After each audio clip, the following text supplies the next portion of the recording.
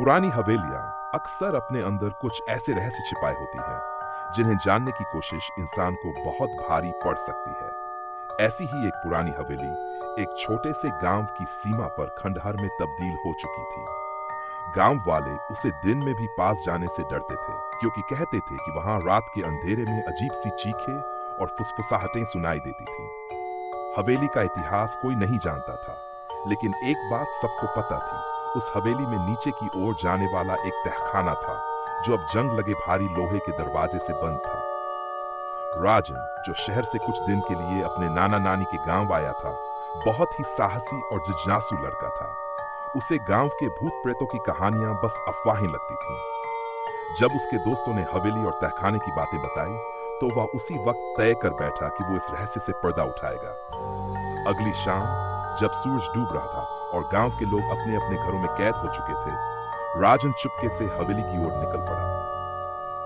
हाथ में टॉर्च और जेब में छोटी सी कुल्हाड़ी लिए वह हवेली के दरवाजे तक पहुंचा। जंग लगे दरवाजे को धक्का दिया तो एक कर्कश आवाज के साथ वह खुल गया। अंदर धूल, जाले और सन्नाटा ही था। राजन की नजर उस लोहे के दरवाजे पर पड़ी जिसके पीछे तहखाना था। उसने टॉर्च की रोशनी उस पर डाली और देखा कि दरवाजा थोड़ा खुला हुआ था, जैसे किसी ने हाल ही में उसे खोला हो। उसका दिल जोर जोर से धड़कने लगा, लेकिन वह रुका नहीं। धीरे से उसने दरवाजा खोला और नीचे जाने वाली सीढ़ियां दिखी, जो अंधेरे में खोती जा रही थी। सीढ़ियों से नीचे उतरते ही उसे एक ठंडी हवा का झोंका महसूस हुआ। तहखाना पूरी तरह से अंधेरे में डूबा था, बस टॉर्च की रोशनी से कुछ कुछ नजर आता था। दीवारों पर अजीब निशान थे, मानव आकृतियों की तरह, जैसे किसी ने खून से उन्हें बनाया हो। एक कोने में पुरानी लकड़ी की अलमारी थी, जिसके पास जाने पर राजन को ऐसा लगा जैसे किसी ने उसकी गर्दन पर फूंक मारी। अचानक उसे अपने पीछे किसी के चलने की आहट सुनाई। उसने तुरंत पलट कर देखा, लेकिन वहां कोई नहीं था। तभी एक बुरी तरह सड़ी हुई औरत की चीख पूरे तहखाने में गूंज उठी, गिर गई और सब कुछ अंधेरे में डूब गया। अब उसे महसूस हुआ कि वह अकेला नहीं था। उसके चारों ओर फुसफुसाहटें थीं, किसी के रोने की आवाज थी, और ऐसा लग रहा था जैसे कोई उसकी सांसों को खींच रहा हो। उसने टॉर्च उठाई और जैसे ही रोशनी फैली, उसने देखा एक औरत बिना चेहरा, बिना आंखों के, काली साड़ी में उसके सामने खड़ी थी। राजन की चीख निकलने ही वाली थी कि वह औरत हवा में उड़ती हुई उसके पास आई और बोली, क्यों आए हो?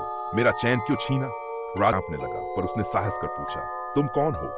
औरत ने थरथराती आवाज में कहा, मैं इस तहखाने में जीवित जलाई गई थी। मुझे इंसाफ चाहिए, मेरी आत्मा को शांति चाहिए। राजन ने कांपते हुए वादा किया कि वह उसकी कहानी सबको बताएगा और उसे इंसाफ दिलवाएगा। औरत की आत्मा थोड़ी शांत हुई और धीरे धीरे वह हवा में घुलती चली गई। तहखाने का माहौल हल्का हुआ और टॉर्च की रोशनी भी स्थिर हो गई। राजन ऊपर भागा, हवेली से बाहर निकला और गांव वापस आ गया। उस रात वह बुखार में तपता रहा, लेकिन सुबह उठते ही उसने वही किया जो उसने वादा किया था। उसने उस आत्मा की कहानी सबको सुनाई। कहते हैं उसके बाद हवेली से अजीब आवाजें आनी बंद हो गई। शायद आत्मा को इंसाफ मिल गया था। अगर आपको यह कहानी पसंद आई हो तो कृपया लाइक करें, शेयर करें और मेरे YouTube चैनल को सब्सक्राइब जरूर करें। अगली बार फिर मिलेंगे एक नई डरावनी कहानी के साथ।